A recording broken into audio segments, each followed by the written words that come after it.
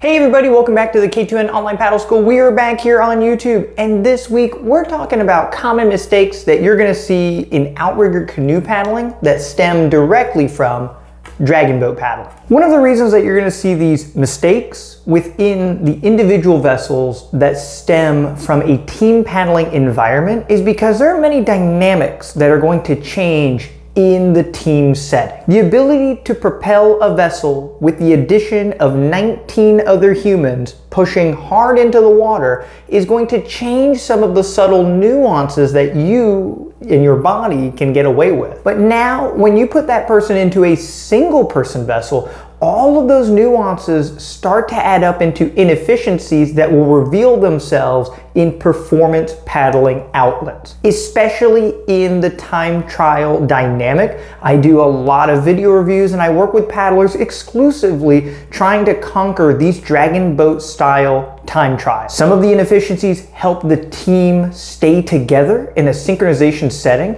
and some of the other aspects are simply a misusage of the body or what we perceive as good movement equating to good performance. So I'll briefly go over the error, demonstrate it, give a quick synopsis on why it's not effective, and then move on to the next. If you browse this YouTube channel, you will see entire videos dedicated to these very specific and certain aspects. But today we want to just try to gloss over and get a whole lot of them in. So let's start at the top. Looking at the paddler's head. In a team boat with no stability demands, you will see people do some pretty funky things with their head. The first most common one is the ear to the sky. So if I'm paddling here on the right side, paddlers will position this ear straight up above them. And they will go through their stroke very similar to this, where this head is always going to be positioned sideways. You will see some nuances where paddlers will lift their head forward, and as they complete the stroke, the head is going to go up.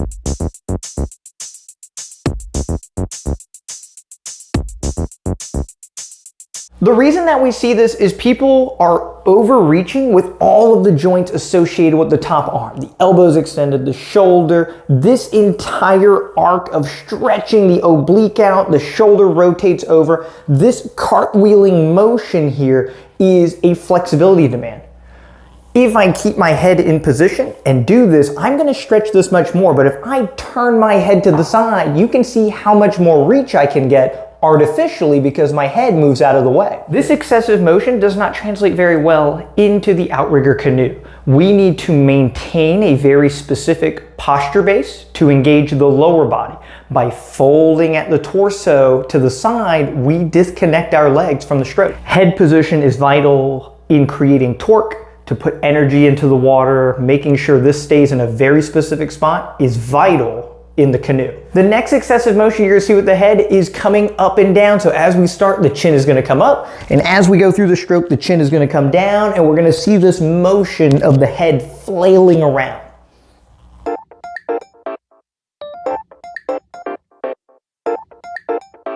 Downward pressure is very important as we're going through paddle sports, right? But that downward pressure comes from our hands, the top hand and bottom hand pushing down. This is what we're really looking for in down pressure pushing. People take simple cues to an extreme. So if we're trying to push down, if I push down with my forehead, my nose, my chin, my sternum, and my rib cage, this must be better for the stroke because I'm pushing down with everything. Again, looking at a posture base. If I break at my midline posture, my ability to produce energy here is very limited. The amount of body weight you're going to get on the stroke by collapsing the torso downwards is limited. And we can see this with the paddler's head. If their head moves excessively, they're trying to put too much of their upper body and fold it onto the stroke like so. Next, we're gonna move down the body and we're looking at the top arms management. So there's two common mistakes here as well. First one is having the arm totally extended as we start the stroke. So as I'm doing that here, you can see that my positive blade angle is limited. But having this hand in ideal position like so allows this paddle to touch the water much further ahead of me. If I extend this arm out, the blade gets closer to me and it inhibits the reach.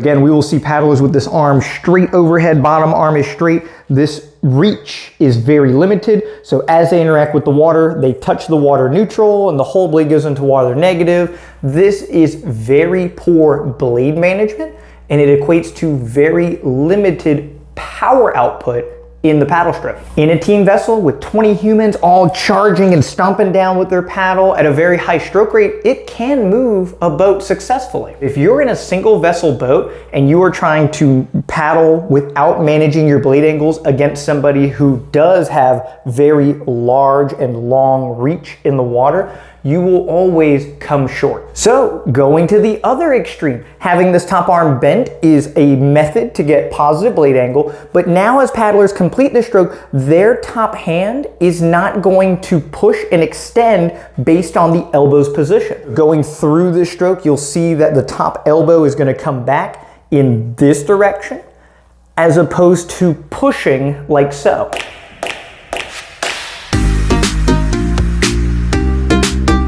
You want to make sure this top hand continues to push throughout the stroke as we rotate, and this is signified by this elbow going to full extension as we complete the stroke. If we start the stroke here and let the paddle travel straight back like this, this is one of the weakest mechanics that we can introduce into the paddle stroke.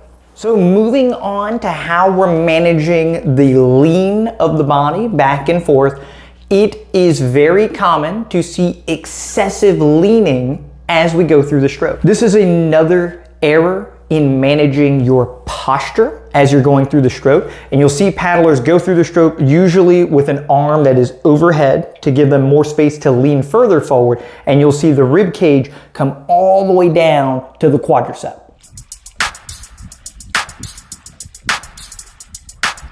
And then as they complete the stroke, they're going to sit all the way up, arms overhead, collapse on the stroke, and going through. One of the main reasons that this is such a poor movement is there is no way to connect your legs to your upper body if we fold over like this. The only way that I can adequately be in this position is by putting more weight on my sit bones.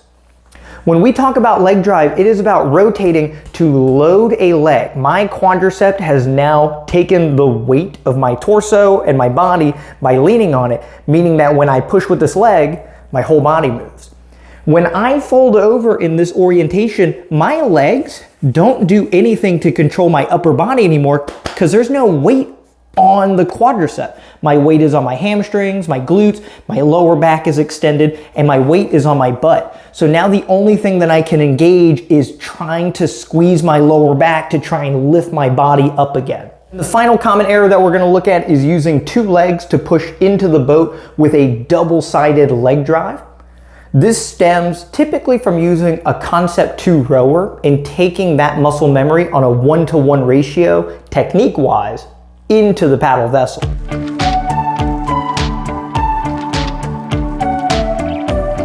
Pushing with both legs limits the amount of torque, blade management, and power that you can produce throughout the stroke. By leaning forward on both legs and pushing back like so, my ability to create downward pressure is limited.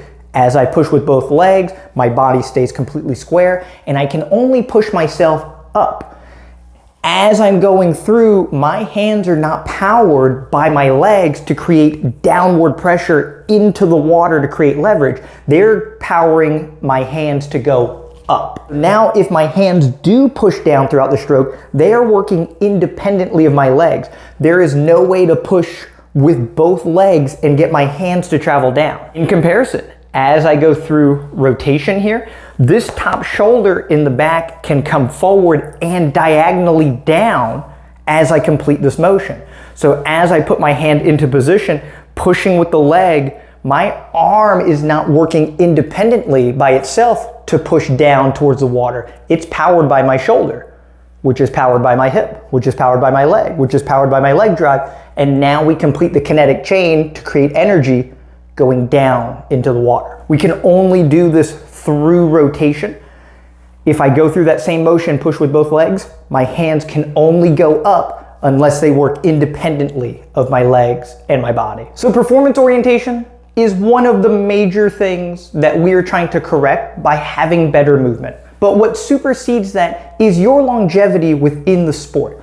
All of these little things that I just described put your paddling journey on a shorter timeline because of injury. Excessively stretching and moving the head up and down puts your neck, traps, and the upper part of your shoulder under a tremendous amount of stress, moving this watermelon through space. Having this top arm overextended, this hand, elbow, and shoulder are now working independently of the leverages of the body. This is a very weak joint to put out in space to do stuff by itself. Leaning too far forward in the stroke disengages your legs, but you're gonna sit up. How are you doing it? You're engaging your lower back and your spine tremendously under the pressure that is on the paddle to try and complete the motion. So having back injuries, shoulder injuries, neck injuries, all of these things can start to add up. Over elongating into a stroke will now stretch all of these muscles attached to the rib cage. The list goes on and on.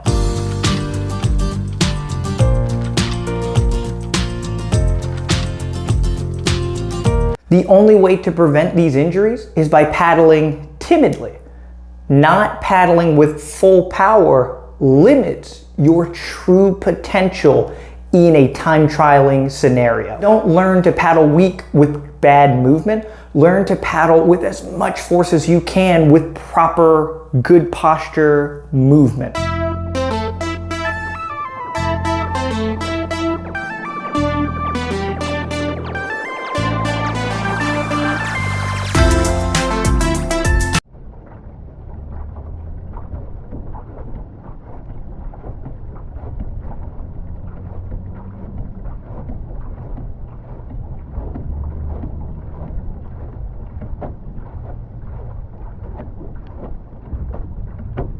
Awesome, that is it for the video today. Thank you all so much for checking out the YouTube channel. Don't forget to subscribe if you haven't already. Just a skip and a jump away from hitting 5,000 subscribers on the YouTube channel. If you want videos just like this and more with more detail and access to a coach to talk to and make sure that you're learning these ideas, check out the K2NOnlinePaddleSchool.com today. We have an entire series on Dragon Boat Time Trial where we go through all these common mistakes, how to fix them, and how to combine them with our at-home exercises to make you a little stronger in a postural sense to apply these ideas on the water. Your body with good mobility, a little bit of strength training, and learning how to move off the water. All of these things help you on your path to being the best paddler you can. Thank you all so much for checking it out, and we'll see you all next week for our next paddle tip video.